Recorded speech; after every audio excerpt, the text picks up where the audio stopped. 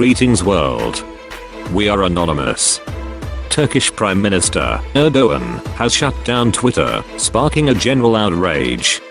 Prime Minister Erdogan has taken the state repression of Turkey's citizens' freedom of speech to a whole new level. The news started to spread like wildfire. Twitter has been shut down. During a campaign rally for the upcoming municipal elections in the western city of Bursa, Erdogan had declared to a crowd of AKP supporters that he was determined to shut down the social media platform. We now have a court order. We'll eradicate Twitter. I don't care what the international community says. Everyone will witness the power of the Turkish Republic, he stated in his typical authoritarian fashion. The Prime Minister had already threatened to shut down Facebook and YouTube.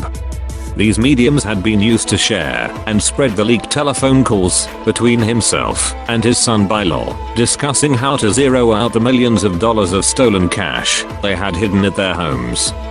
But after statements by the country's president, Abdullah Gül, who said that their closure is out of the question, the people took Erdogan's rhetoric for just that, rhetoric.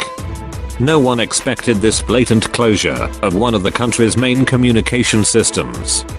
Twitter is not only used by the opposition, both within and outside of the political arena, but also by the country's leading duo, Gül and Erdogan, who both have over 4 million followers. Despite their strong social media presence, the Prime Minister apparently felt threatened by what he himself termed a robot lobby, which he accused of targeting the government through Twitter messages. With this latest move, Erdogan seems to have finally and definitely lost it. After the funeral of young Berkin Elvan, a 15-year-old boy who died after having spent 9 months in a coma because he was shot in the head with a tear gas canister by the police during the Gezi protests, Erdogan had accused the boy of being a member of a terrorist organization. These hate-inciting and utterly ridiculous remarks were enough reason for the Turkish Doctors Association, the TTB, to release a press statement in which they collectively expressed their concern over the state of Erdogan's mental health. We are doctors. We know human beings and the status of their minds from the inside and outside. We are concerned with the mental state of Prime Minister Erdogan. We are deeply concerned, the statement read. Ever since millions took to the streets in the context of the Gezi protests last summer, the spirit of dissent has never left the collective's imagination. Tens of thousands of people in Turkey continue to publicly voice their anger with the current government. Large protests have rocked the country. Protests against the destruction of the forest at Ankara's ODT campus, against the building of Istanbul's third bridge, against the new internet law, against the country's corrupt ruling elites in memory of young Berkin Elvan, and against the increasingly authoritarian rule of the AKP government in general.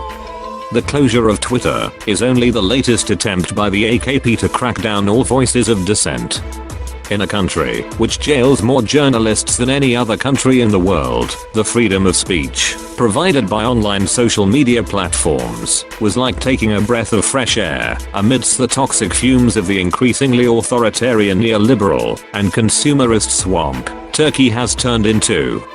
The closure of Twitter is made possible by a new internet law that places extrajudicial powers with the Communications Technologies Institution, which now has the power to close down websites within a few hours within a court ruling.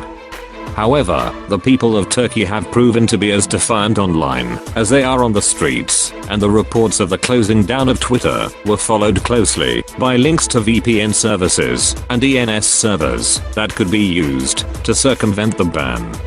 No one shuts down the internet on our watch. We are anonymous. We are legion. We do not forgive. We do not forget. To Turkish Prime Minister Erdogan. This is just the beginning. Expect us to continue the fight.